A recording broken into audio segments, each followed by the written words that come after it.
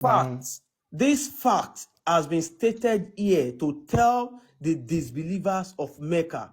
Wọ́n ní áyà yìí wọ́n fi ìdí ẹ̀ múlẹ̀ kó lè sọ fún àwọn aláìgbàgbọ́ tó wà níbo ní ìlú Mẹ́kà. Nígbà tí yàn bá Ìlú ra wo ni wọ́n pè é?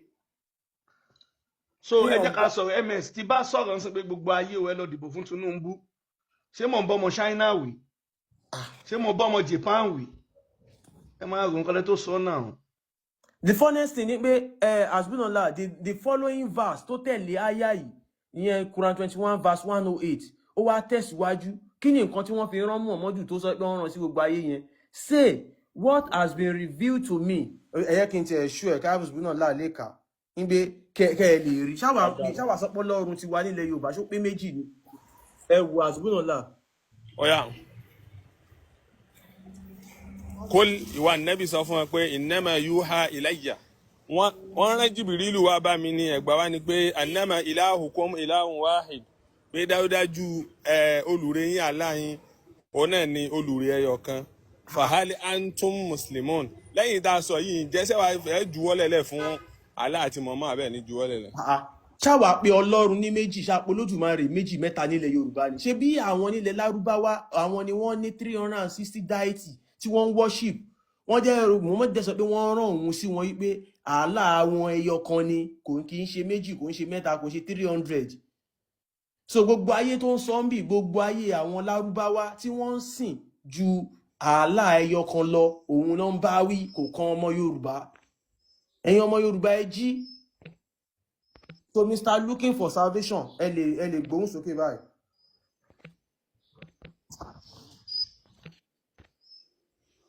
Ẹ ló ṣe ń gbọ́. Àti ń gbọ́ báyìí. Ìyá nínú nǹkan tí ẹ kà jáde ń sìn tẹ́ ẹ bá ní ẹ mọ̀ pé mo sọ pé motive yín nǹkan tó wà lórí ẹ̀mí ó yàtọ̀ sí pé you are looking for the truth. Bóyá ẹ ní ambiguity tẹ́ fẹ́ káwọn try láti ṣàlàyé ẹ̀ fún yín nǹkan tó wà lórí ẹ̀mí kọ́ ẹ̀ lórí platform yìí. So no amount of kò sí nǹkan tí èèyàn lè sọ that you can change about that. Nínú nǹkan tí ẹ kà jáde ń ṣe argument is ẹ̀yin lẹ gbé àyà jáde adẹ̀ka àyà fún yín. Mo ní nǹkan tó wà ń bẹ ní rahim, mo ní nǹkan tó wà ń bẹ ní rahmatan lil alamin. Rahman ní kó jẹ́ ìkẹ́ bí translation ṣe wá ní ẹ̀ tẹ́ bá lọ sínú interpretation. Ohun tó gbé wá nìyẹn. Ẹgbẹ́ àfa kan sókè tó ń sọ pé kò ṣe ní ara Kùrẹ́ṣì ní alamin túmọ̀ sí. No problem. Ẹ lọ gbé àyà mi, ẹ lọ gbé nǹkan mi jáde. Enter láti kà. Òun náà wá sọ pé send people to the old world. Mo sọ wọ́n pé alamu bẹ̀yẹn mulhaku bijami mizakar salim awalan. Mulhaku ẹlẹ́ẹ̀kejì máa gbọ́ alamu túmọ̀ sí the old world. Láàyè fi ìdòlè ọmọ. Tòfin ìdòlè translation nínú translation kí ló wà nínú translation yìí gbé tẹ̀sí jáde kí ni translation tó wà nínú. Kí ni mú fúrọ̀dù alam? Fi mú fúrọ̀dù lẹ̀ fi mú fúrọ̀dù lẹ̀ àti jábọ̀ ìdílé yẹn kó là ń sọ. Àmọ́ gbogbo ayé Lárúbáwá ni kò délẹ̀ Yorùbá. Mo ṣe kí ló mí ìbá gbogbo ayé Lárúbáwá ṣé kò sí guidance nínú Quran tó ní ṣe pẹ̀lú gbogbo ayé ni. Tá bá sọ̀rọ̀ nípa Quran à ń sọ̀rọ̀ nípa guidance ìtọ́sọ́nà là ń sọ̀rọ̀ nípa yìí. Ok bá mi sọ ṣé kò wá sí nínú Quran tó jẹ́ kó ń wúlò fún àwọn tó wà Nàìjíríà ẹ jẹ́ ká tẹ̀ sọ pé kí ni. Ọ̀yọ́ tó wà nínú Quran àbí nínú hadith tó sọ̀rọ̀ nípa àṣìṣe wa nílẹ̀ Yorùbá. Tó sọ̀rọ̀ nípa àṣìṣe wa. Nílẹ̀ Yorùbá nínú àyà Quran. Nínú àyà Quran. Pé bóyá bá a ṣe ń dádé rè o àbí bá a ṣe ń jọba rè o. Kí ló kàn ẹ̀sìn pẹ̀lú bẹ́ẹ̀ ṣe ń dádé wàhálà tí ẹ̀ bá dádé bọ̀rọ̀ gidi ẹ̀ bá má ti bọ̀rọ̀ gidi. Kí ló kàn ṣé bí wọ́n ṣe ń dádé ní Mẹ́kà ni Quran sọ̀rọ̀ ń pa ni àbí kí ni ọkùnrin sọ lẹ́nu yìí ṣé wọ́n ṣe ń dádé ní Mẹ́kà ni Quran sọ̀rọ̀ ń pa. Ṣé nǹkan tí Quran sọ̀rọ̀ ń pa lọ́dọ̀ tiẹ̀ nìyẹn ṣé bọ́n ṣe ń dádé ló ń sọ̀rọ̀ ń pa. Tí Quran ò bá sọ ṣe àárí àdìsí tó sọ̀rọ̀ nípa ọ̀tọ̀ ní guidance tí ọ̀tọ̀ ní guidance bó la fẹ́ ṣètò ìgbésí ayé wa. Ok bí Yorùbá ṣe ń ṣe pẹ̀lú àdá òun ló gbé wákàtí ìgbésí ayé àlàáfíà láàrin ara wa kí ló tó papọ̀ àìmọye nǹkan ló wà ní Quran tó yẹ kó wúlò fẹ́mi àti ẹ̀ náà. Ok bí ẹ má gbàgbé wọ́n ní dáadáa tí Muhammadu ṣe tó pọ̀ so bí àwọn lè fi yẹn máa sọ fún wa wọ́n ní ìbùkún àti ẹni sùúrù ẹni ìbùkún tó mú wà kánú ẹni máa sọ fún wa. Àgbà wọn gbogbo ayé kẹ. Wọ́n rán Muhammadu sí gbogbo ayé wọ́n rán sí gbogbo ayé 14:4 wọ́n rán sí gbogbo ayé náà. kí ni ti clear. Kùránì ìwé sọ ìpè pé ó translation ní a máa eléyìí rán máa gbọ́ òjíṣẹ́ ẹni sọ olówó ó ní èkó gbogbo ìlú gbogbo agbègbè ló ní òjíṣẹ́ wọn tó jíṣẹ́ bá dẹ̀ ti dé ìdájọ́ máa wá láìsí àbòsí. lisanu ẹni túmọ̀ sí ìkan dé tún sọ pé lisanu a túmọ̀ sí ò ní dé rán ọkùnrin òjíṣẹ́ sí ẹ tí ò sọ èdè ẹ ṣé Muhammadu sọ Yorùbá ẹ dáhùn. kò sọ Àánú wo Yorùbá ni Muhammadu Muhammadu mú sọ wá Yorùbá ìbùkún wo ni Muhammadu mú wá ẹ sọ àánú tí Muhammadu sọ Yorùbá báwo ló ṣe wá kàn wá nígbà tó sọ so Yorùbá. báwo ló ṣe Rasulu wá sọ kàn wá àánú wo ni Rasulu Muhammadu ṣe rí ṣé Muhammadu ṣe ó èdè ra bá yẹn fún kọ́ yàn rí ni ṣó ṣàánú ṣó mú bùkún wá ṣé Muhammadu ata pààyàn tí ò ṣe àlàbá Muhammadu yìí sí jalè ní gbogbo problem tí ṣé àbí ata ló ilẹ̀ ń ṣe fẹ́ máa gbọ́ ẹ̀yin lẹ ló olówó ṣe èkó ṣé àánú ata àánú wo ni ata yẹn ní Muhammadu ṣe problem.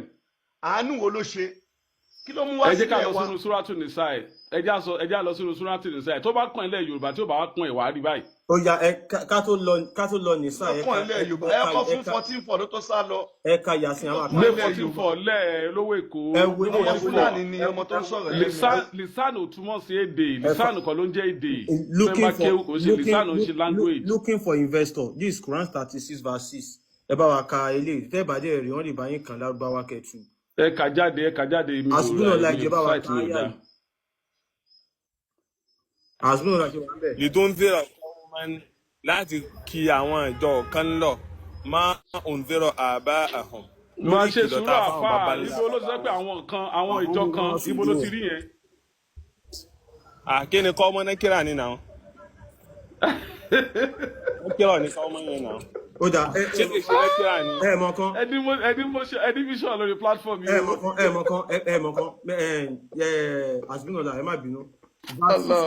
It's funny. Verses là ń lọ kó lè yí ọ̀gbẹ́ni ẹ bá mi kà báyìí this one ó yá. ó máa ń sọ̀rọ̀ Yasin so Allahu a'lam bí muradi bi dhalik aláàlúmọ tó gbà lérò pẹ̀lú Yasin so wal Qur'an al-Hakim àti pé Qur'an yóò al-Hakim ó wà pẹ̀lú ìdájọ́ pẹ̀lú justice now innaka lamina al-mursalin àti pé ìwà Muhammad so òjíṣẹ́ ni ẹ́ àfihàn ilẹ̀ pé òjíṣẹ́ ala sirati mustaqim ó dẹ̀ wà lójú ọ̀nà tó tọ́ Tanzil al-Aziz ar-Rahim lórí tí wọ́n sọ̀ kalẹ̀ fún ẹ lọ́dọ̀ ọba oníyì ar-Rahim tó sì jẹ́ tí máa ń ṣàánú so tó máa ń kẹ́yàn gẹ́gẹ́ bá ti sọ fáwọn afá litunzira qauman unzira aba'ahum láti kí wọ́n lọ àwọn ìjọ yìí láti sàwọn ará Mẹ́kà náà nìyẹn ma unzira aba'ahum lórí nǹkan tí wọ́n ti kí àwọn baba ńlá baba wọn lọ fàwọn ghafiluna kódà bá ti pé wọ́n gbàgbéra àwọn míì máa ń tu ní ghafiluna Mr. looking for enjoyment I'm looking for investor àwọn baba ńlá baba wo ni wọ́n sọ ń bì pé kí Muhammadu kí n lọ pẹ̀lú Quran. everybody tó bá ti tẹ́mi bá ti wà lára ẹ̀ everybody ẹ̀rí rẹ̀ dà. I will give you now everybody tó bá ti. tá a bá wo tẹ̀fsìrì àyà yìí kọ́. ó yá igbó gbé tẹ̀fsìrì jáde tẹ̀fsìrì ní sọ̀kan tó rọrùn. Quran chapter 36:6 ẹ kí n gbé tẹ̀fsìrì ẹ̀ jáde.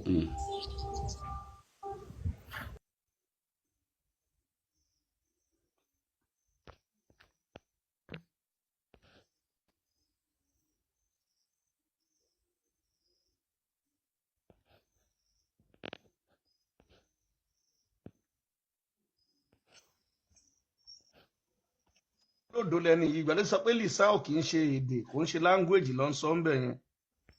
mo lówó lisanu túmọ̀ sí language olówó èkó ṣé wọ́n kí wọ́n ní olówó èkó. àsùnà láyé máa kọ́ ẹni kí ó lẹ́kọ̀ọ̀kan orí ẹ̀ dọ́ta gan. máa gbọ́ olówó èkó.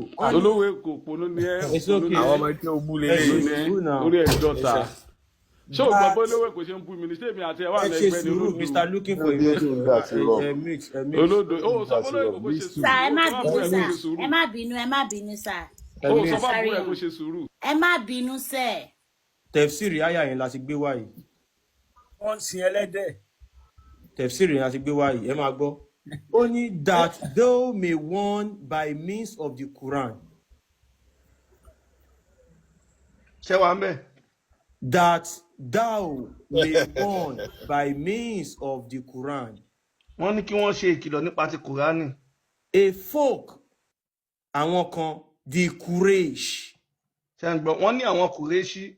that whose fathers were not warned by any messenger before. àwọn Kùrẹ́ṣì táwọn bàbá wọn tí wọ́n kìlọ̀ fún tẹ́lẹ̀ so ẹ bèrè lọ́wọ́ wọn. ẹni téèyàn bá ń ṣe olódo ṣé Kùrẹ́ṣì ó jẹ́ gbogbo ayé. ṣé Kùrẹ́ṣì wọ́n sí sọ ń máìkì bẹ̀ wọn yẹn tí wọ́n bá ń ṣe olódo báyìí.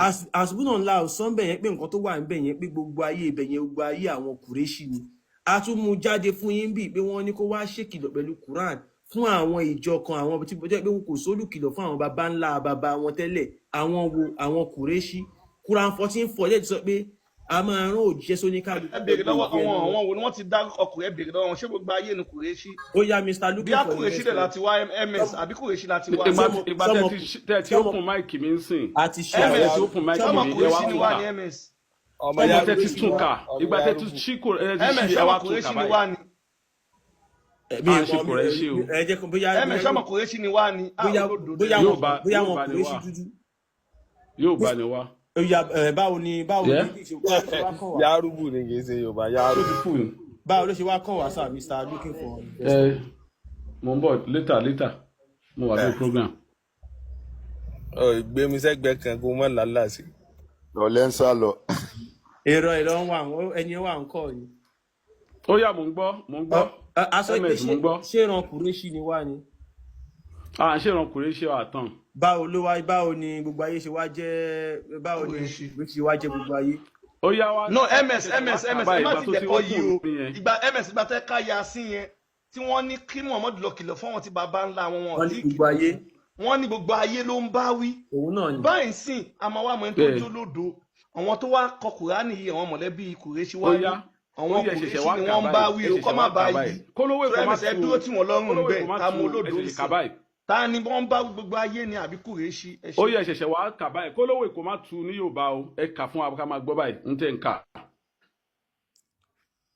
kí ni ká kà kó yé mi a ti kà náà. nǹkan tẹ̀ ká ń sìn ìtẹ́sẹ́ pé Kùrẹ́ṣì ni ẹ ṣẹ̀ṣẹ̀ tún kà ẹ tún kà èmi ò rí dáadáa MS níbo lẹ ti kílẹ̀ gbé jáde gan kí n wò lórí fóònù kílẹ̀ gbé jáde gan. Tafsir Ibn Abbas ti Quran olódo tẹ̀lé ní lóòótọ́ àṣírí ti tú. Tafsir Ibn Abbas. nǹkan tẹ́ gbé sójú kínní kéré fèmí ojú tèmi ò rí nǹkan tẹ́ ń kà yẹn. ó yá òun náà ni mo sọ fún yín. ó yẹ wá kà bẹ́ẹ̀ yẹn ó yẹ kà. olówó kò fẹ́ dọ̀rọ̀ rú ó fẹ́ da ọ̀rọ̀ rú ó dàbẹ̀ kí n dá àwọn ní gíláàsì kẹ́líbà yìí ní dáadáa. lówó ẹ̀kọ́ ẹjọ́ ẹ bá wà fún ọmọ ẹjọ́ ẹ má ó yẹ ẹ̀kọ́ kà sáà jáde lọ. báyìí ms ó yà kà jáde. wọ́n ní that thou. ṣe máa kà ẹ jẹ́ kó kà fún àwọn MS. nǹkan tẹ́ tó ka kínní wọ́n mo ní ní gbogbo ayé ló ń bá wí. nísìnyí àti wá pé Kùrẹ́ṣì MS mi ò tú o ẹ jẹ́ ká ní í kà. a ti kà tẹ́lẹ̀ ẹjọ́ náà kí ń gbà Mr. yẹn. Looking for investor a ti Ẹjọ́ kà. kí ló- ìgbà tẹ́ ń kà ẹ mute mic mi. ẹ máa gbọ́ o ilé kí ó lè àwọn mute afáàmà mic lọ mi. ayélọlé ìwé o ayélọlé ìwé o tó bá ti di bí ẹ mute mic mi nígbà tẹ́ ń kà. mute mic yín náà ṣé tó bá mute mic ẹ yín máa mute ń sọ̀rọ̀ mic mi jáde. ngbà yẹn ẹ mute mic mi when you was reading it you muted my mic. but ibẹ̀ gbọ́ etí lẹ máa fi gbọ́ kì í ṣẹnu lẹ fẹ́ fi gbọ́ náà. ẹ wá ẹni kó kà náà MS ẹnikẹ́ni kà. mo fẹ́ interrupt mo fẹ́ bẹ́ẹ̀ ṣe ń ka yẹn mo fẹ́ sọ̀rọ̀ lórí ẹ̀ bọ́tẹ́ ẹ̀ jẹ́ kí n MS sọ̀rọ̀ ẹni kọ́ kà ẹ ṣẹ̀ṣẹ̀ náà wá MS. tún kà báyìí ó yẹ ká ó yẹ ẹ ká. ṣẹ̀ wá no tún kà ẹni báyìí. ẹ̀ka fún ẹ̀ka náà ẹ̀ka ìkra. mo sọ fún ẹ olówó èkó ṣé o kì í nǹkan ṣe tí mi mo ní mi ò ní class ìkra ìyẹn nìkan ló gbọ́ ìkra ṣé o fi máìkì ṣe o fi nǹkan ṣe mo ní mi ò gbọ́ mi ò rí iná rí nǹkan tó wà lójú screen bí wàá náà lè bá sọ̀rọ̀ bẹ́ẹ̀ yẹn ẹ farabalẹ̀ má bá wọn sọ̀rọ̀. MS ok wọ́n ní gbàtọ̀ gbá Muhammadu lẹ́sẹ̀ lójú ogun téyín ẹ̀yọ yẹn wọ́n ló àfẹ́ tójú ẹ̀ sọ̀wọ́n tó bá ti wá nífẹ̀ẹ́ Muhammadu jódà pójú náà yọ wọ́n lẹ́nu ó ti yé mi. o serious olówó èkó o gbádùn ara Ọlọ́run o ti ṣubú rí máa yìí wàhálà máa yẹ ti ṣubú rí ṣé ms máa ká àbí kémi máa bá tèmi lọ ẹ rẹ́dí láti gbódò lọ. ok mo fẹ́. ẹ tún fún wọn mi rẹ mo ti ṣe tán pẹ̀lú ẹni. aláwọ̀ fọ̀nàmọ́ yín aláwọ̀ máa fọ̀nàmọ́ yín. ó yá ẹ kà báyìí mo bá yín ṣe kó tó. ẹ kò ṣí ẹ̀mí ẹ ṣí ọkàn yín fún òdodo. looking for investor mo ti bá yín ṣe kó tó. ẹ ṣí ọkàn yín lódodo. looking for investor mo ti bá yín ṣe. ìkra. tẹ́ ń gbọ́ looking for investor. kàjáde kò sí nǹkan tó ní kó má kàjáde kàjáde. ẹ máa gbọ́ ó ní that thou may warn by means of the Quran wọ́n ní ìwọ Muhammad. ok farabalẹ̀ that you will warn by the means of Quran you use Quran to warn who. A folk that is the race. What is a folk? What's the meaning of folk? Folk àwọn èèyàn. What's the meaning of folk? Àwọn èèyàn ẹ̀. Òun ni folk. Lord, check English here now. What is the meaning of folk? F-O-L-K. ṣé wọ́n ló ti túmọ̀ kọ́ sí síbẹ̀ wọ́n àwọn ti bá èèyàn yín ẹ̀ kọ́ síbẹ̀ ń bí pé that is the ta ló Quraysh kọ́ ṣe síbẹ̀ rí ṣó wà in bracket ṣó wà in bracket ṣé ni bóun ni iṣẹ́ ilẹ̀ lajú ke ṣé òun mo ló sọ fún ẹ pé mi ò rí ṣó wà ní bracket ni ó àbí wà ń bẹ̀ ó assumption wà ń tọ̀dọ̀ bẹ̀ tí ó wà ń bẹ̀ ó wà ń bẹ̀ òun lélẹ́yìí tó tóbi ẹ wojú screen yín òun mo zoom tó tóbi ẹ wojú screen èmi yín ò rí náà dáadáa o èmi ò rí nǹkan àwọn kan èèyàn tó tó wà síbẹ̀ o sálẹ̀ I don't àwọn see èèyàn tó wà anything. sálẹ̀ rí náà ms àti bọ́ọ̀sì lórí ẹ̀ àti ó ó ti yá máa cast ká ó lọ ti máa ká cast lọ wọ́n àṣírí kọ́ ti síbẹ̀ tú that àṣírí ti bóyá tú mo gbọ́. that àṣírí is ti tú ẹ máa lọ wá gíláàsì tó the fi rí dáadáa. Quraysh ẹ ti rí the Quraysh wọ́n wá tẹ̀síwájú wọ́n ní ok ẹ ṣe sùúrù fún mi ẹ jẹ́ n wo glasses ẹ ṣe sùúrù náà. Wọ gíláàsì jàre. ẹni gíláàsì tẹ́lẹ̀ lẹ̀ ń dá wà Gíláàsì láàmú tẹ́lẹ̀ ló wá sí báyìí. ṣé dẹ̀ ń ṣe Kò báyìí dẹ̀ ń dá wà no láàmú ó fà lábẹ́. sí mi glasses ṣe sùúrù dé wo Tó bá ti glasses. dọ̀rọ̀ pọ́tígẹ́tì wọn náà orí nà mọ́. Kò sí problem agídí yẹ máa ẹni kọ́ ni glasses, ẹni láìkúrọ̀ ha àwọn àfáà sọ pé fi dín kò máa sí compulsion kò máa sí kéèyàn máa fagídí sọ fẹ́yàn ebi wọ́n ní kó wá ṣoríire ni irọ́ náà oríire wọ́n wo ní ló wá wà ṣoríire nínú ni eré àwọn bá ibú wa dẹ̀ náà sọ ṣe pé wà eré ibú ṣoríire là ń ṣe tẹ́lẹ̀ ni abẹ́ ìmọ̀ nǹkan tẹ́ ń sọ. wọ́n ní kẹ́ wá ṣoríire àbí Kẹ́ wá wọ́n ní ẹ wá wọ jẹ kọ́là. mọ́sà ẹ lọ́jọ́ wọnú ṣówó èrè wọ́n ní ẹ mọ́ wà ní àbí ti epo wọ́n ní ẹ wá ṣoríire ẹlẹ́ẹ̀ṣe wàhálà sí oríire ní wo ló ẹ̀dá. wà oríire wo lẹ ṣe ń bẹ̀. ok ẹgbẹ́ kìíní yẹ́lò yẹn kó lórí ẹ̀ ok that o tún ti gbé kúrò mẹ́rin. mo ti sùn. That thou may irú ọ̀nà sọ̀kọ̀ may rest may irú English ò tún nìyẹn one no irú English ò ní may est yẹn irú àwọn olókèlè ok may ẹ jẹ́ kí wọ́n that gbé thou lábáwá jáde may kẹ́ ẹ má lálàjà. ẹni ṣo. one a people whose father were not one. ẹ ti fo Quraysh o. mi ì rí kúrẹ́ṣì Owó rẹ̀, bẹ́ẹ̀ ok ṣé Quraysh tòkè padà sẹ́yìn padà sí bẹ̀rẹ̀. Okay, that thou mayest one by means of the Quran, okay? Okay, wọ́n wá fi tí mo sọ náà ni wọ́n fi sínú parentheses a folk. Níbo ló ti rí folk yìí? wọ́n ń ṣàlàyé àwọn tí wọ́n ms agége náà ti rí ẹfì yẹn lẹ kó kúkúrè sí tó wà bẹ ms ẹ fi fóòkì lẹ ms ẹni kúkúrè sí. ṣé wọ́n sọ pé for example that is for example the Quraysh àwọn náà inclusive ni máa gbọ́ sórí àwọn tí máa gbọ́ farabalẹ̀ olówó èkó àti ms sórí àwọn ṣé o jẹ́ kí n ṣàlàyé ọ̀rọ̀ yìí fún ẹ má làgídí kò sẹ́nìbọ̀dì sọ pé lẹ́yìn Yorùbá ò kì í ṣe tiwa ṣó ti yẹ lakum ẹ̀yin náà lẹ́dẹ̀ pa aya wa ní kó lakum dinukum waliya din. ms ẹ má jẹ́ kẹ́ni ṣe wá sí o ẹ jẹ́ kẹ́ni kàkínní kó fi fóòkì lẹ̀ fọwọ́n eléyìnbó ẹ̀hún. máa gbọ́ ẹ fi fóòkì lẹ̀ fọwọ́n eléyìnbó ẹ ka kùrẹ́ṣì no ẹ ka kùrẹ́ṣì yẹ ka ẹ ka àṣírí ti tú nìyẹn. the Quraysh mo ti rí nbẹ ó ní for example the Quraysh kílé tí ó dárúkọ Quraysh but kò exempt the whole other word ó kàn give example bẹ́ẹ̀ lásán ni ṣebí ọ̀nà ọmọtúmọ̀ ai. ó ń jẹ́ kó yé yín pé àwọn tá ẹ ṣe sùúrù bàbá ó ń jẹ́ kó yé yín pé ìwọ Muhammadu àwọn tá a rán ẹ sí pé kó o lọ ṣe ìkìlọ̀ fún ẹ ṣe sùúrù example ilé láti kẹsọ̀rọ̀ òde náà ilé láti máa ń kẹsọ̀rọ̀ òde àwọn tó kọ́kọ́ wà tó ṣe ṣáà ní Quraysh ibẹ̀ ló ti bẹ̀rẹ̀ náà ẹ bèrè pé ṣé ilé láti ń kẹsọ̀rọ̀ òde yẹn náà ṣó wà ní Kùránì yìí torí example lẹ̀ ń lò yìí tó bá ti di pé fẹ́ sá lè máa lo òwe àwa ọmọ Yorùbá Kùrẹ́ṣì ni wọ́n sọ ń bí àti mú ẹ why tí ó give why tó sọ pé ọ̀rọ̀ tó bá ti wà nù parenthesis ó mọ̀ tó mọ̀ ẹ̀ ní ó give why. kò kí n ṣe pé example ó ń sọ pàtó example wàhálà mi ní tá à ń sọ nípa àwọn tó súnmọ́ ẹ the Qurayshi. eg ni example ẹ ṣáà lọ school. ẹ wo ẹ ṣáà lọ school. ẹ jẹ́ ká bọ́ sílẹ̀ rẹ̀ kò sí problem.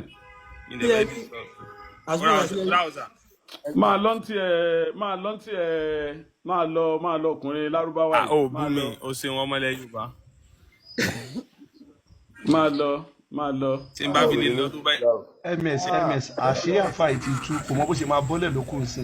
ìwọ ṣáà kírun mọ́ báyìí ìwọ ṣáà ṣe Islam mọ́ báyìí. àṣírí ìtì tú kò mọ bó ṣe máa bọ́lẹ̀ àti bọ́ọ̀sì ẹ̀.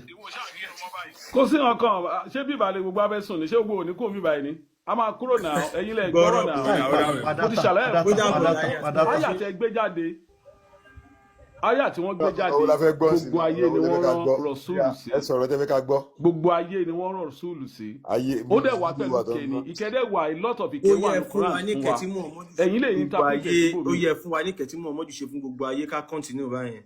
mo sọ fún ẹ pé kan bẹ́ẹ̀ náà ni lọ sí Suratu Nisa yẹ kí n kò fún ẹ láyà kan péré ó yá Quran chapter 4 verse kínní. Quran chapter 4 verse kínní. ṣe sùúrù Suratu ṣe sùúrù Suratu Nisa Quran chapter 4 àti wà ń bẹ̀ àwa náà máa sáré fún yín ní ìkẹ́ mi. ẹ̀yà ṣí fọ̀ ṣì jẹ́ ká sáré ka fọ̀ yẹn verse kínní. 4 náà ni. Quran chapter 4 verse 4. Mm. Ẹ̀yin èèyàn wa ó yá ó ní tẹ́ máa kà lárúbáwá ẹ máa ka lọ. ó yẹ ẹ̀ka kẹ́ẹ̀tù.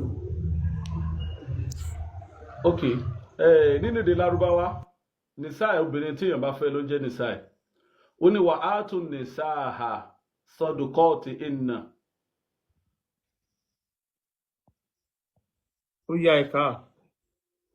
ó náà mo ti ka ẹ ó ní wà á tún nìsáà sọdùkọ́ọ̀tì ìnà níhìlà àwọn obìnrin tí ẹ bá fẹ́ ara kẹ́ni yẹn kò lè rí bọ́lọ̀ ń ṣe kẹ́ ọ bọ́lọ̀ ń ṣe ìkẹ́ fáwọn obìnrin ó láwọn obìnrin tẹ bá ti fẹ́ ẹ ní sùúrù bọ́dà ẹ jẹ́ ká kẹ́ wá tú dáadáa ní tó wà ń bẹ̀ ní ìsín pé wàá yín fún tún anla tẹ́kísì tú fílíyà tá a mọ̀. ìyẹn kọ wà á tù ní wà á tù fáńkì hu mọ́tọ́ bàlàkúmínà nìzárì mọ́sínà wàṣùlásá wàrúbáhá fàyín ní fún tún ẹ ní sùúrù bàbá wàrúbáhá fàyín ìfútùn alátàjùlù fàwa ìdàtàn àwọn ọmọ làkàtì ẹ̀ máa wò fún sálíkà àdínà alátàhólú ṣé ibi tẹ fẹ́ lò náà nìyẹn. fọ́ ni mo pè àyà 4. àáfàá ṣé ibi tẹ fẹ́ lò nìyẹn. ẹ ti mute mi àyà ẹlẹ́ẹ̀kẹrin. mute yín à ń gbọ́ yín dẹ̀ ń parí. àáfàá looking. Number 4 àyà ẹlẹ́ẹ̀kẹrin ni mo sọ. àyà ẹlẹ́ẹ̀kẹrin náà la wà yìí ṣe bẹ́ẹ̀ ti ka kí ni ìtumọ̀ ẹ̀. wàá tún ní sáà má yẹn tún ka nǹkan míì ni. wọn gbọ́ yín ni ó yẹ ká. ó náà ni mo ti ṣàlàyé wàá tún ní sáà sọ́dún kọ́ọ̀tì ìnà níhìlà. ó yẹ tú ó yá wàá tún ní sáà sọ́dún kọ́ọ̀tì ìnà ó yẹ máa tú. àwọn obìnrin tẹ bá ti fẹ́ ó ní ẹ fún wọn ní sọ́dà ẹ fún wọn ní sọ́dà sàdáàkì wọn owó orí wọn gẹ́gẹ́ bí kí ni o ẹ fún wọn ní sàdáàkì wọn as a gift ó ní ẹ fún wọn ní gift owó orí wọn ṣe ìkẹ́ kéèyàn fóbìnrin kó dẹ̀ pọ́nlé owó orí kára wọn akẹ́kọ̀ọ́ yẹn ẹnì ṣòlẹ̀ ẹ fún wọn ní bàbá wọn ti ń ṣe yẹn ti pẹ́ máa nìyí ẹ sọ̀rọ̀ máa kí ló ń ṣe ti pẹ́ ara akẹ́ náà ni kí ló ń ṣe ti pẹ́ tí wọ́n ń pàdé obìnrin lójú ọ̀nà tó ń jí obìnrin lẹ̀. Mr. Looking for investor ẹ níbo ni ibẹ̀ yẹn. ẹ̀yin náà lẹ ní ká mú ìkẹ́ wá àrẹ tí mo máa ń ṣe afẹ́fẹ́ obìnrin. ẹ jẹ́ kán láǹdì ms baba ẹ jẹ́ kán tu kán láǹdì ibi tí everybody láyé ti gbà pé ká fẹ́ obìnrin ká fún ní sàdáàkì ká fún ní gíftì àyà yìí ni gbogbo ayé ti rí pátá ibi tí gbogbo ayé ti rí tẹ bá rẹ anybody tó bá ṣe wedding lé ní. ẹrù ìyàwó tó máa ń dín nílẹ̀ Yorùbá ń kọ́ ẹrù ìyàwó owó orí tó máa ń san fún ìyàwó tó máa ń ṣe gbogbo ẹ̀ ń kọ́. Islam náà ni wọ́n ti rí Islam náà ni wọ́n ti rí lot of things lórí ẹ̀yìn mi olówó èkó máyẹ̀kì ń ta sí ẹ̀ òun fọ́nbù o. olówó èkó ms baba ẹ ní sùúrù ẹjọ Arab ló mú bó ṣe ń ṣègbéyàwó à ń lẹ Yorùbá. ẹ jẹ́ ká lọ gbé ms baba. no wọn sẹ pé ara ọ̀nà tí nǹkan tá à ń sọ yàtọ̀ sí nǹkan tó wà nílé ẹ ṣáà kàn ń dọ̀rọ̀ orí ni.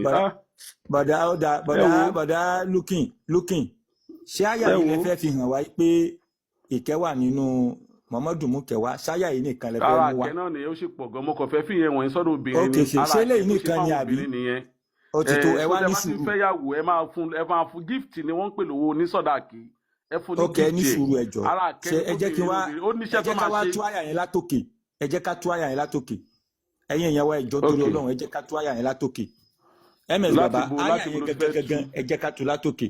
àyà àbí súrà Mr. Malik ẹ jẹ́ ká tú àyà ìgangan àyà látòkè. ní súrà àyà Ẹ ní ní súrà. sùúrù ṣebí súrà ni Suratu Nizai àyà tó wà bí nǹkan ṣé súrà náà láti pé àyà yìí ni.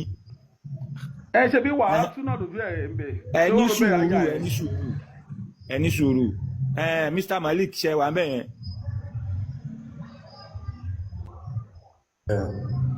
Ó yá ẹ ṣe jàre. Ẹ sì kíní yẹn ká wá bẹ́ẹ̀ láti àwọn mú wàá tún nìsá sọ́dà kátó hinna wa ẹja wa lọ gbé láti 3. kí ló tẹ̀ ń hági o blindly báyìí tẹ́ bá ti fún ilé rí kan tẹ́ bá dẹ̀ ti rí ẹsẹ̀pẹ̀ tí gbà kí n sọ nǹkan mi. a fẹ́ dìbọ́ǹkì tẹ mú ẹ má ṣe báyìí náà. ala máa dìbọ́ǹkì ẹ̀ tí gbogbo ayé dẹ̀ máa rí sí ìpínlẹ̀ ń pa. ṣé kò ń ṣe oore ló jẹ́ fáwọn obìnrin ni. ẹ̀yin ní sùúrù ṣé kò ń ṣe oore ló jẹ́ fóbìnrin ni. alẹ́ ní sùúrù ṣe bó níbi tọ́rọ̀ yẹn ti ń bọ̀. ṣé kò kí ń ṣe ìkẹ́ ká fẹ́ obìnrin ká dẹ̀ fún lówó orí ẹ̀ ká fún sàdáàkì. gẹ́gẹ́ bí ṣé kò kí ń ṣe oore ló jẹ́ ni. lókìn ẹ ṣe sùúrù. ẹ jẹ́ ká mú ọ̀rọ̀ yìí láti ibi tó ti ń bọ̀ wá. Agbogbo ayé máa rí sí pé ń tẹ́ sọ yẹn. ẹ ti ń ṣàbòsí platform yìí ẹ ní ká máa wá bẹ́ẹ̀ o. ṣàbòsí sí yín Mr. Lukin wọ́n sọ pé kẹ́ ṣe sùúrù wọ́n fẹ́ kà láti 3 nǹkan tó sọ nìyẹn. Ó yẹ ẹ̀ka láti 3. Ó yá Malik ṣẹ̀wá mẹ́ẹ̀ wàyí fún tún anla tẹ́kísì tú fílẹ̀ yàtá mọ̀.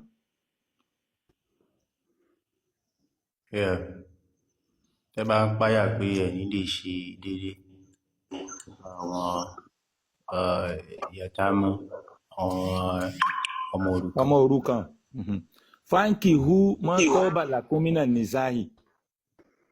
ẹ fẹ́ ní tó bá ti wù yín ní tó bá ti tẹ́ yín lọ́rùn nínú láàrin àwọn obìnrin. mọ́síná. 2 ni. wàásù lásán. 3 ni. wàrúbáhán. tàbí 4 ni. wàyín ifutun alátàdìlú fàwa ìdẹ̀tàn. ẹ bá bẹ̀rù wípé ẹ ní ṣe déédéé so ẹ fẹ́ yọkan. a ó mọ̀ọ́mọ̀ lákàtì èèmọ̀ nùkún. tàbí kẹ̀dẹ̀ máa mú àwọn tó jẹ́ ẹrú lábẹ́ yín kẹ máa bá wọn sùn. ìkẹ́ náà nìyẹn sí gbogbo ayé. ẹ̀yin èèyàn ṣe ń gbọ́ o Allah ní káwọn mùsùlùmí máa dó àwọn mùrídà wọn àwọn ẹrú tán bá wà lábẹ́ wọn ẹ̀yin tí wọ́n ń wí nìyẹn o. ok ṣáà lè sọ̀rọ̀ ẹni sùúrù ẹ jẹ́ ká láǹdì ẹ já láǹdì ẹjọ́ nítorí Ọlọ́run ẹ ti sọ tọ̀dọ̀ tí kí ló dé tó fẹ́ kó láǹdì ká tó sọ̀rọ̀ sí i. ẹ má lórí àwọn èèyàn à ń lo ẹ fún yín ẹ lo owó fún wa so dàgbà jù wá lọ. ẹ má wọrí ìsìn ìwàlẹ̀ sí ẹni sùnlẹ̀. ok ìwàlẹ̀sẹ̀ mi mú ẹ ọmọ kékeré ló jẹ́sẹ̀ mi mo mọ̀ ẹ́ dáadáa. tálíkà adínà alátàhólú. ìyẹn ló súnmọ́ pé kẹ́ má ṣe àìṣe déédéé. arúgbó ọjọ́. ẹ máa gbọ́ o ṣe mọ̀ pé ó ti ní kánfẹ́ 2 kánfẹ́ 3 kánfẹ́ 4 wàyí fúntún alátàdìlú tẹ́ ẹ̀ bá wá lè ṣe dọ́gba fàwáìdà tẹ́ ẹ mọ́ yọkan àwọn mọ́mọ́lá kàtí èèmọ̀ nùkún àwọ̀ ẹrú yín àwọn mòrídà yín ẹ fọ́ wọn lẹ́pọ̀n sáálíkà adínà kẹ́ ẹ máa fọ́ ẹrú lẹ́pọ̀n yìí gan-an àńlá adínà òun ló súnmọ́ ju àńlá tàhólú kẹ́ má bàa dolo sí i kẹ́ má bàa òye yín báwọn. ó wá ní bàbá yìí wá sọ nǹkan kan yìí pé ìkẹ́lẹ́lẹ́ yìí ó ní wá átúnìzá sọ́dà káàtì hinna ẹ fún àwọn obìnrin ní owó orí wọn owó orí táwọn ọmọ Yorùbá ti ń san ti pẹ́ kí Muhammadu tó dáyé gangan náà ti ń gbowó orí ilẹ̀ Yorùbá. ṣáà lè sọ̀rọ̀. ẹ ní sùúrù ní ìlàtàn fàyín tìbúná làkún à ń ṣe yín mi ẹ̀yin yẹn mi ẹ jẹ́ ká tú àyà ìtàn Mr. Malik ó yá ẹnìṣólẹ̀ ó yá wà á tún ní sáà sọ́dà káàtì hinna ní ìlàtàn. ẹ fún àwọn obìnrin ní dáórì wọn owó orí wọn ní tọkàntọkàn àti inú wa. fa intibuna làkún à ń ṣe yín. tí wọ́n bá wá yọ̀ǹda fún fa intibuna lakum à ń ṣe yín minhu nafsan tá bá yọ̀ǹda kankan fún yín nínú sàdáàkì wọn pé wọ́n yọ̀ǹda. fakuluhu àníyàn mọ̀rí hàn. ẹ jẹ́ lọ kò sí problem. kò yẹ yín tá bá fẹ́ fún wọn ní sàdáàkì kan tá bá ní ẹ wo ẹ fi yẹn lẹ̀ wọ́n ní Muhammadu Allah ní ó yá jẹ́ lọ ẹ̀jẹ̀ lọ ń bẹ̀ kò sí yan kan bẹ̀ èyí tí wọ́n sọ pé ó mú kẹwàá nìyẹn irú kẹwò ló wà ní eléyìí sí. ṣáà lè sọ̀rọ̀ sí àwọn tó ń ká yìí ò sọpọ́ọ̀tì yín tó ń ká yìí ò sọpọ́ọ̀tì yín ọ̀gbẹ́ni ṣáà lè sọ̀rọ̀. gbogbo èèyàn lójú lọ nìṣó ńlẹ̀. gbogbo ìran obìnrin pátápátá gbogbo ìran obìnrin pátápátá bàbá yìí ní Mètúsẹ́là ó dàgbà gan. inú ẹ̀ máa ń dùn sí máa gbọ́ olówó èkó ṣe sùúrù jọ má dọ̀rọ̀ rú àṣàwàdà ń bíbá yìí náà gbogbo yín náà lẹ gbọ́dọ̀ ṣe Islam ẹ̀ the choice gbogbo yín pátá aṣẹ́ ti gbé olórí burúkú ló ń ṣe gbogbo yín náà pátá olórí burúkú ń bì ẹnì ṣò ń lé ẹ̀ka nǹkan tó bá ní kẹ̀ka. àánú yín ṣe mí kò sẹ́ni òfin ń tọ́ máa béèrè lọ́wọ́ ẹni tó bá dàdùkì àmọ́ ẹ̀ fi ń ṣàwàdà ẹ̀yin ti dálùkì àmọ́ ẹ ti lọ ẹ ti bọ̀ ẹ fún ẹ máa béèrè lọ́wọ́ ẹni tó bá kó láyé wọ́n rọ búkà ní tó máa béèrè lọ́wọ́ ẹni tó bá kó dálùkì àmọ́ ẹ̀ fi ń ṣàwàdà àánú yín ṣe mí ẹjẹ́ lọ repent. wèrè tó ṣe Islam. so ẹ jẹ́ ká padà sórí àyà ẹ̀ ṣe rí àyà tí bọ́bọ́ yìí kà. bóyá mi lè ṣẹ́rí padà.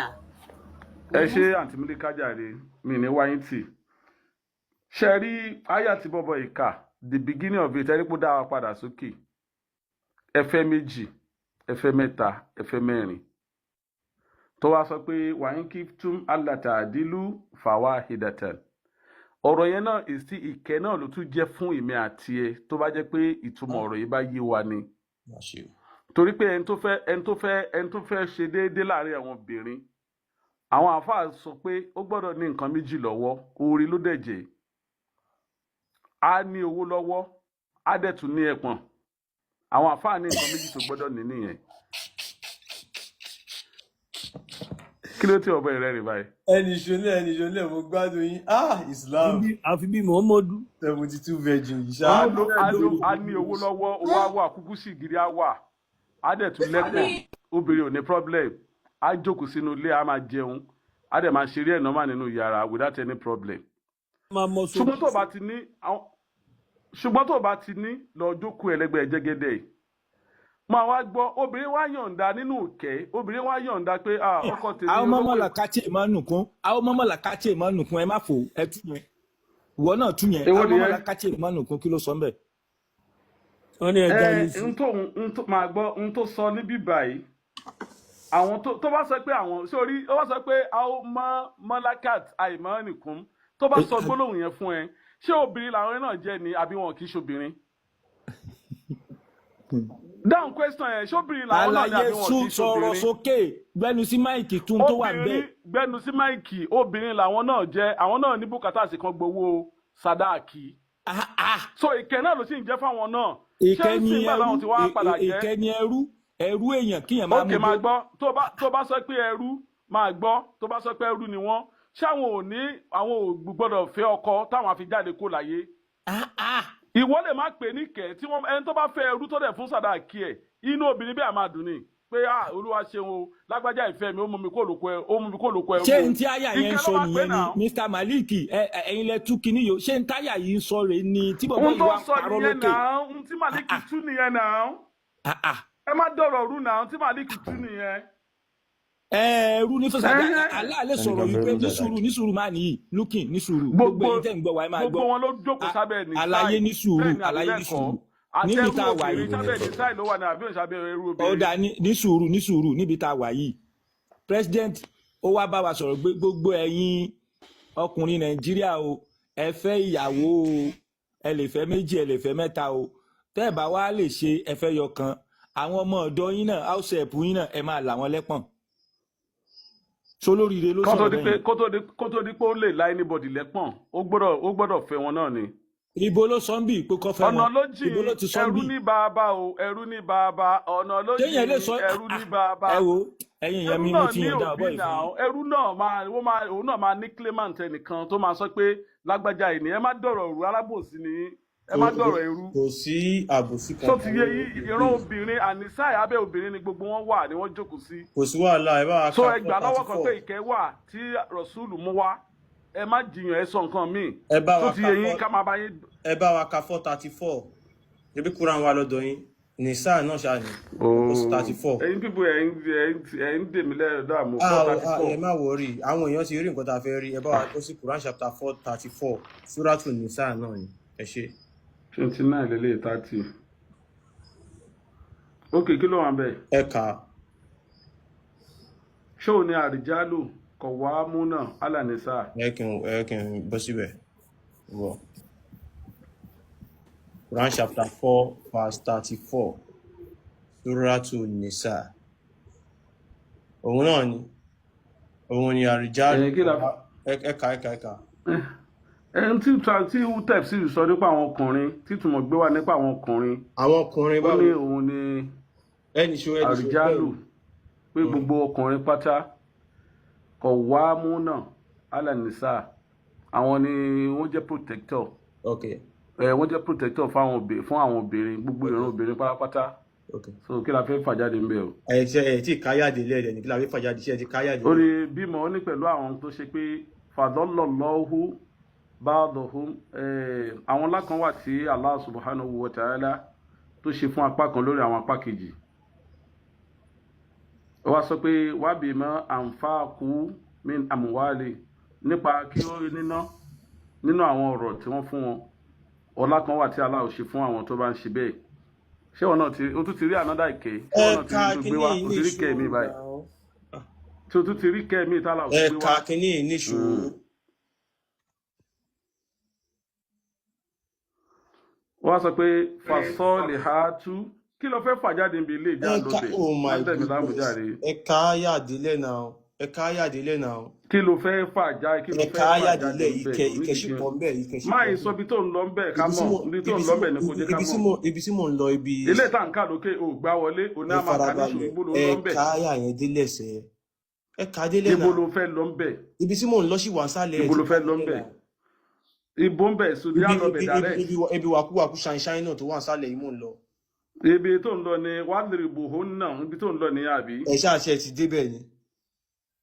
mo ti débẹ̀ wàdìrìbò náà mo ti débẹ̀. kí ló sọ ń bẹ̀. wàdìrìbò náà wọ́n ní wọ́n sọ pé kẹ́ ẹ lu àwọn obìnrin. ẹ̀rí pé kẹ́ tó dáa ni. wọ́n ní kẹ́ ẹ lu àwọn obìnrin. wọ́n ní kẹ́ ẹ nu àwọn obìnrin ẹ̀yin èèyàn gbọ́ ìkẹ́nù kẹ́tì. ṣé kí n sọ fún ẹ lẹ́yìn lọ gbọ́ dáadáa. dọ́rọ̀bà nínú èdè lárúbáwá máa ń túmọ̀ sí example. tó ti gbọ́ dáadáa. example tún ní àbí. irọ́ lásán. ẹ fún wọn lápẹẹrẹ lélẹ̀ ẹ fún wọn lápẹẹrẹ dáadáa ẹ fún wọn lápẹẹrẹ dáadáa bó ṣe kó máa wù wá. dọ́rọ̀bà example lélẹ̀ irọ́ ti bá ti ń jẹ̀yìn àfáàní. tí nǹkan ti ṣí ẹ wọ bọ̀bọ̀ yìí ṣé dọ́rọ̀bà kì í túmọ̀ sí example ni. example lélẹ̀ ṣé dọ́rọ̀bà ni bó ṣe ń purọ́ lẹ́ẹ̀kan yẹn náà nìyẹn. ẹ fún wọn lápẹẹrẹ wà tó dáa ẹ fún wọn lẹ́gbàmpù wà tó dáa give them an example. sample òfòwò ni tó máa parọ́ orí ibú ni. example àpẹẹrẹ lélẹ̀ yìí máa yí bàbá mi. bẹ́ẹ̀ náà ló sọ wípé kẹ́ni nǹkan tó dáyé dọ́rùn president kan lè sọ wípé ká máa na àwọn aṣọ ẹ̀pù ká máa nà wọ́n lẹ́pọ̀n àìní tó dáyé dọ́rùn kan lè sọ pé ká máa nà wọ́n lẹ́pọ̀n. obìnrin sẹ example lélẹ̀ tó ní kẹ́ ní ẹ̀fà pẹ̀rẹ̀ lélẹ̀ ẹ̀fà pẹ̀rẹ̀ lélẹ̀ fún wọn. àbí kí ló ń ṣe máa yí ẹgbẹ́ kínní yẹn sí ó ti ẹ̀dá bẹ́ẹ̀ yẹn ẹ̀yin ìyẹn wá gbọ́ irọ́ Ayamadéleke ẹgbẹ́ sí ó yá ẹgbẹ́ sí.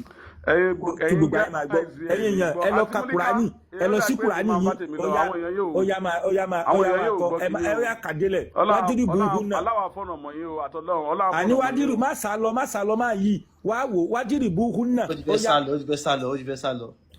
olè onírọ́ wádìrí burúkú náà ó yá. má lọ ẹ̀dẹ̀ fẹ́ dójú tì mí mo ń wo bóyá wo àwọn ms kò ní mú pọ̀ bóyá mo lè ṣẹ́rí padà example ni sẹ ó ní ẹ fún example ni give them an example. wájú ìbúkú náà eléyìí fún wọn lẹ example eléyìí. yes now. wàá yà tá náà kún fọlá tẹbi hu aléhìn sẹbílà kí ló sọ mẹyẹn. ṣé wọn náà ò rí pé jámù ló wà ní ọ̀pọ̀lọpọ̀ gbogbo yín ló ní kẹ́ fún wọn example náà. olódo. kí ló tó gbé kó n bí skin sí o ti yára mọ odò ló tún gbé síbẹ̀ fún ms. wèrè ló ń ṣe islam. ìwàlẹ̀sìn fún mi 1 second bàbá mi ẹ tọpẹ ju ẹmẹ́nímọ̀ ju gbogbo wa lọ ilẹ̀ dàgbà jù tábà pa gbogbo ọjọ́ orí wa parí pé ẹni sùúrù ẹ farabalẹ̀ ọmọ yóò bá lè mí náà o ọmọ yóò bá lè mí náà a rí àwọn èèyàn ibi tó ti ń bọ òrìṣà tá ẹ ń sọ fún wọn pé òrìṣà tẹ̀ ń bọ yìí kò lè gbá yín náà. ó máa tán pè lóríṣà ó máa tán pè bíbọ olódo ní ẹsẹ onírò olódo alábòsí ní ẹ. nígbà lọ ṣe ní mẹ́kà tí ó bá yẹ ẹni kò sọ pé kò yẹ. ẹjẹ filẹ ó kẹ ju wa lọ akẹ́kọ̀ọ́ gbọdọ ẹni sùn bàbá wa. ẹ ṣe lágídí ọkàn báyìí náà ẹ farabalẹ̀ agídí ọkàn ti pọ̀ jù. bàbá ẹ gbọ́ nǹkan tó ń sọ bàbá ẹ gbọ́ nǹkan tó ń sọ ẹ̀yin méjèèjì ẹ farabalẹ̀ ó ní fàlíyà àbùdú rọ́bà hadal bait ọlọ́run bá tó ní Kaaba àwọn ní ajọ́sìn fún kì í ṣe Kaaba kò sẹ́ni bọ̀ ètò ìjọ́sìn fún Kaaba. ẹ bàbá mi ẹ ṣe gan bàbá mi kì í bá máa yí sọ̀rọ̀ ẹ jọ. ṣùgbọ́n ọmọ Yorùbá ní yín sà ọmọ Yorùbá ní yín sà dẹ̀ sọ pé ẹ lọ́gbọ́n ẹ ní òye adẹ̀fẹ́ kọ́ ọgbọ́n àti òye tẹ́ ẹ níyẹn bí ẹ ṣe jẹ́ àgbà aṣíwájú kẹsàn án ṣe jẹ́ ẹ farabalẹ̀ jẹ́ ká sọ̀rọ̀ ọ̀rọ̀ pọ̀ ní ní ẹ farabalẹ̀ ẹ farabalẹ̀ wọ́n kí n parọ́ ṣọ́ta yín lọ́fà ní ṣọ́ta yín for ancestor àdìgbò ló ń pè yìí ẹ̀ẹ́dẹ̀ ní sùúrù kí ó ṣẹlẹ̀ ìwọ náà ní sùúrù jàre farabalẹ̀ jẹ́ fálò mi lọ́rọ̀ sọ náà ó dẹ̀ ní sùúrù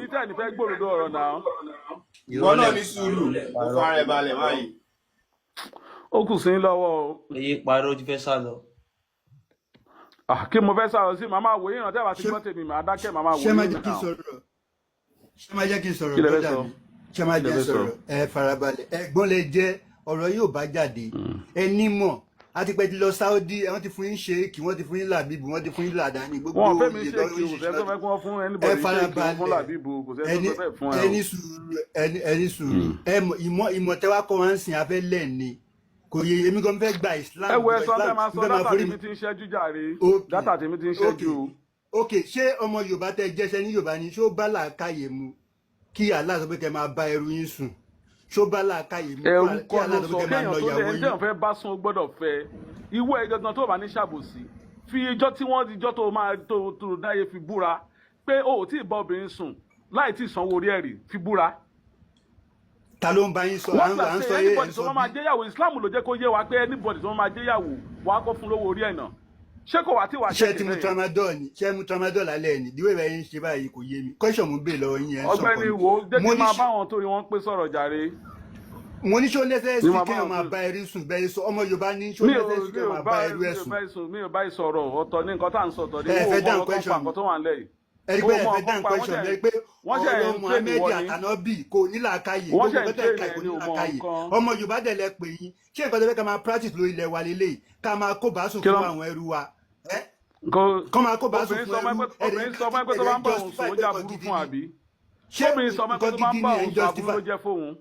ara nǹkan tá à ń sọ lélẹ̀ ẹ má practice gbogbo kí ni lórí ilẹ̀ wa ilẹ̀ Yorùbá la wà ogun bọ́tẹ̀ ń ka ilẹ̀ fi ń kó sáwọn ọmọ wa lọ́pọ̀lọ́ ẹ bá fẹ́ practice kìíní ẹ lọ Saudi Arabia wọ́n fún ilẹ̀ bẹ̀ ilẹ̀ wà bẹ̀ fún yín wọ́n fún ilẹ̀ ẹ ṣe bó ṣe wù yín ẹ má máa kó oríṣiríṣi orí burúkú Saudi Arabia tẹ̀ ń kó wa ẹ má máa kó wa sórí ilẹ̀ wa ẹ fi ń borí àwọn ọmọ ẹ fi ń ba ìyàwó wọn jẹ́ ẹ fi ń ba ṣèbí bẹ́ẹ̀ ń gba ìyàwó níyàwó nìyẹn practice yín náà nìyẹn ara nǹkan tá à ń sọ nìyẹn nǹkan à ń sọ yé yẹn ń sọ bí bẹ́ẹ̀ ń bá ìyàwó níyàwó sọ kó bá sún fún àwọn oníyàwó ẹ má practice gbogbo wa Saudi Arabia mọ́ mọ́jú àná ẹ má kó wa sọ ilé wa. níbo ló ti rírọ́ tí wọ́n ń pa fún yín yẹn. ẹ wo gbogbo ọ̀rọ̀ tẹ̀ ń kà ẹ bẹ́rù ẹ nà ìyàwó yín ẹ̀yin kan ẹ máa gbá ìyàwó yín létí mo ń wò yín ẹ máa wà arrogant gan kọ́ ẹ fẹ́ farabalẹ̀ ẹ máa gbá ìyàwó ẹ̀dẹ̀ ọpẹ́ dàgbà àgbàlagbà ẹ̀wọ̀rọ̀ tó ń jábọ́ lẹ́nu yín gbogbo ṣe Saudi orí burúkú tẹ̀ ń kánú wèlé ń kó sórí ilẹ̀ wa tẹ bá fẹ́ pàṣẹ wọn fún yín lẹ̀ ẹ̀ka wà ní Saudi Arabia ẹ kọ́lé síbẹ̀ ẹ lọ́ máa gbé bẹ̀ kẹ́ máa ìsá ìkúrà yín bẹ̀ gbogbo kí ilẹ̀ ń kó sórí àpò ọkọ̀ ẹ̀ ń da orí àwọn Yorùbá Olódùmarè ajẹ́kẹ́ mọ̀ ṣe mo ní sọ fún yín bẹ́ẹ̀ lọ́kọ̀ àgbàlagbà lẹ́pẹ́rẹ́ yín. kí ló fẹ́ mú wa lọ sílẹ̀ Saudi sí ṣebílẹ̀ Yorùbá la wà ṣé ń tẹ fẹ́ ni ká máa sin Ọ̀rúnmìlà ń tẹ fẹ́ nìyẹn ká máa sin èṣù ṣé nǹkan tẹ fẹ́ nìyẹn àánú ní gbogbo àwọn tẹ̀ ń pè wá tẹ̀ ń pa àwọn èèyàn sí ìnà. ṣé ẹ fẹ́ kí n bá yín sọ̀rọ̀. tẹ bá ti sọ ohun tó tá a ti sọ yìí náà ní kẹ́ ẹ sọrí lórí ní kẹ́ ẹ gba ìsìlámù jẹ́jẹ́ yìí. òun ni àkíyèsí tí à ń pe àwọn èèyàn sí pé a pè yín kẹ́ wá ṣe nǹkan kan. ẹ ń pè wọ́n.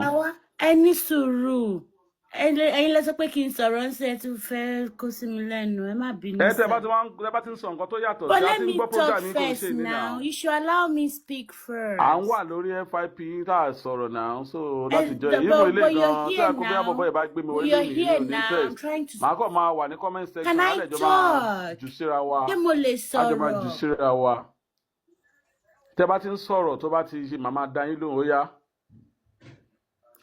Àgbẹ̀yìn kẹ́ wá ṣe hold on a second ẹ má bínú ẹjọ́ àpè yín kẹ́ wá ṣe nǹkan kan kò sẹ́ni kankan tó ń pè yín kẹ́ wá ṣe nǹkan kan nǹkan táwa ń ṣe ń bìbà aláàtànábì la gbé wálé ilé ẹjọ́ nǹkan tí ò dẹ̀ gbé wa táwa fà ti sọ fún wa nígbà tá à ń kéwu tá à mọ̀ tún mọ̀ ẹ̀ òun la ìbéèrè tá à ń béèrè àlàyé tẹ́ bá máa wá ṣe ń bìbà ẹ ní láti sọ pé tẹ́ bá jọmọ ọkọ káàárọ̀ òjíire lóòótọ́ ẹ ní máa sọ pé à ń pè yín kẹ́ wá ṣe gbá à ń pè yín kẹ́ wá ṣe nobody is calling you or asking you to do anything please get that fact nobody because nǹkan tí wọ́n ń ṣe ní ìdílé tèmi kan tó gbé Islam dé ó yàtọ̀ sí nǹkan ṣe ní ìdílé títí ó yàtọ̀ sí nǹkan tí wọ́n ń ṣe ní ìdílé títí so I am not and nobody I'm saying it again nobody is inviting you or calling you to come and do anything okay Kúránì làwọn kà ẹ máa gbọ́ ìkan nínú àwọn obìnrin ti sọ pé nǹkan tí ẹ torí ẹ gbé platform yìí sílẹ̀ wọ́n nítorí Oòduà nation lè ṣe gbé platform yìí sílẹ̀ wọ́n ní máa ń tẹ̀lé ìgbọ̀ngàn nìyẹn so kẹ́ ẹ wá lè ráyè fẹ́gẹ̀ wọ́n lè fẹ́ tà láti ẹ jẹ́ ká wọnú Islam kábẹ̀ẹ̀ sí sọ nǹkan tí ò rí èyí nípa wọn why would you do that ẹ propagate ń tẹ́ gbé dání yẹn máa ṣàlàyé ẹ̀ again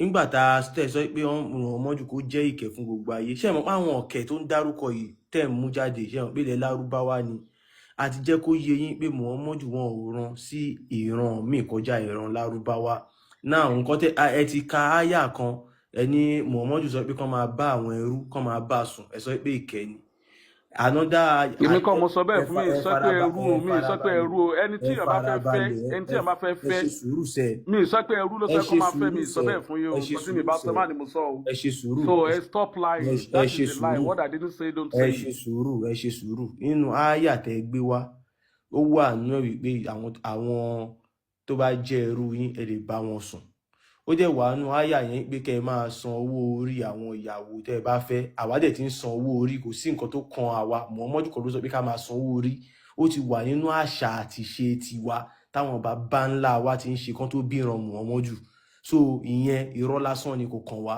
ṣe understand kẹ́kẹ́ kúrò lórí ẹ̀ àwa gbé wá ibi tí Muhammadu ti sọ pé kẹ́ ẹ lu obìnrin ẹ débẹ̀ ẹ sọ pé example ló ní kẹ́ ẹ ṣe fún wọn ṣe ẹ parọ́ gbogbo èèyàn dẹ̀ rí gbogbo èèyàn mọ̀ pé irọ́ lẹ pa so irọ́ tẹ́ ń pa tẹ́yìn àfáà ń pa fáwọn èèyàn òun là ń já ń bí now this Quran chapter 2 verse 230 eléyìí náà tún sọ pé tọ́kọ bá kọ ìyàwó lẹ̀ lẹ́ẹ̀mẹ́ta kò lẹ́tọ̀ọ́ fún ọkọ yẹn obìnrin yẹn láti àtọkùnrin yẹn láti fẹ́ra wọn padà àyàfi kí obìnrin yẹn kọ́kọ́ lọ fẹ́ ẹlòmíì kí ẹlòmíì bá sùn kó tó padà sọ́dọ̀ ọkọ ẹ̀ àárọ̀ ṣé ìkẹ́ náà nìyẹn Mr. Livestock ṣé kẹ́ nìyẹn ẹ̀tàn máìkì yín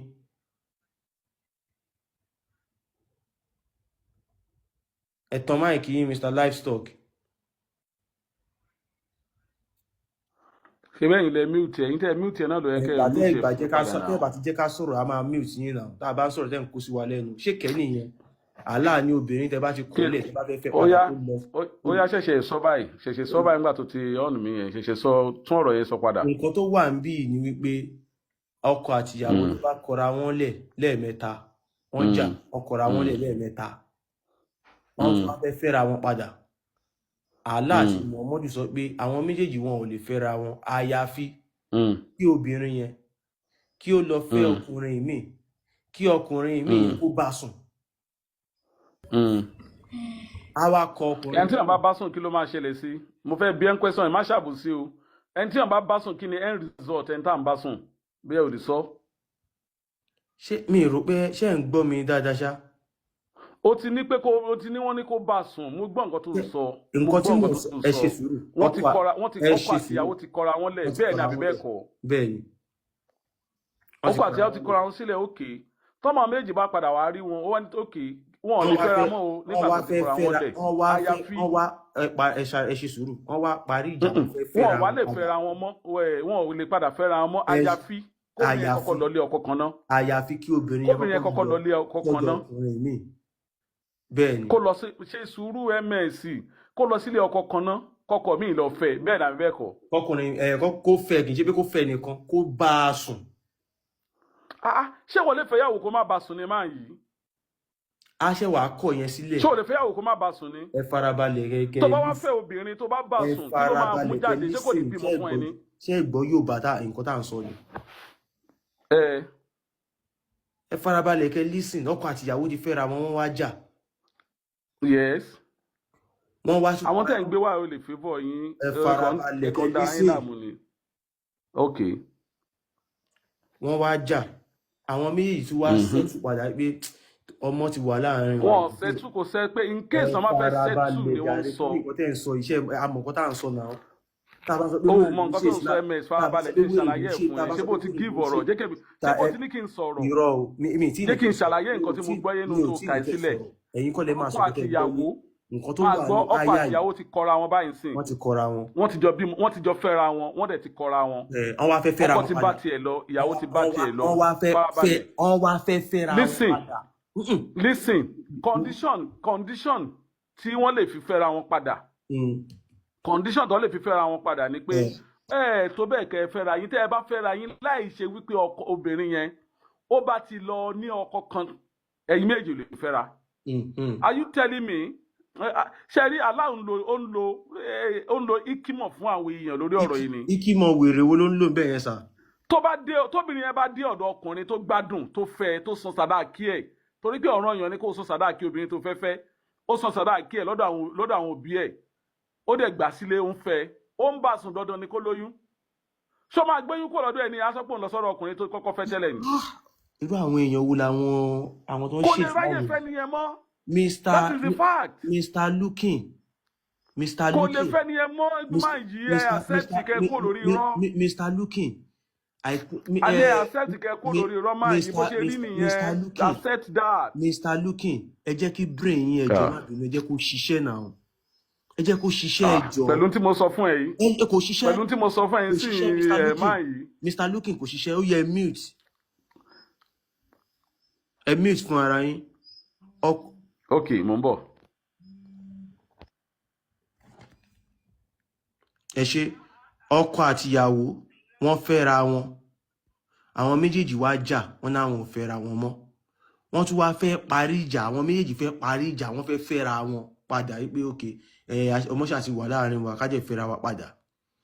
Allah wa ń sọ wípé ẹ gbọ́dọ̀ fẹ́ra yín àyàfi kí obìnrin yẹn kọ́kọ́ lọ sọ́dọ̀ ọkọ mi kọkùnrin mi fẹ́ kọkùnrin mi bá a sùn tó bá ti consummate marriage yẹn tó ti bá a sùn á ṣẹ̀ṣẹ̀ wá kọ ọkùnrin mi yẹn lẹ̀ ìyẹn ló tó lè lẹ́tọ̀ọ́ láti padà sọ́dọ̀ ọkọ ẹ̀ tààrọ̀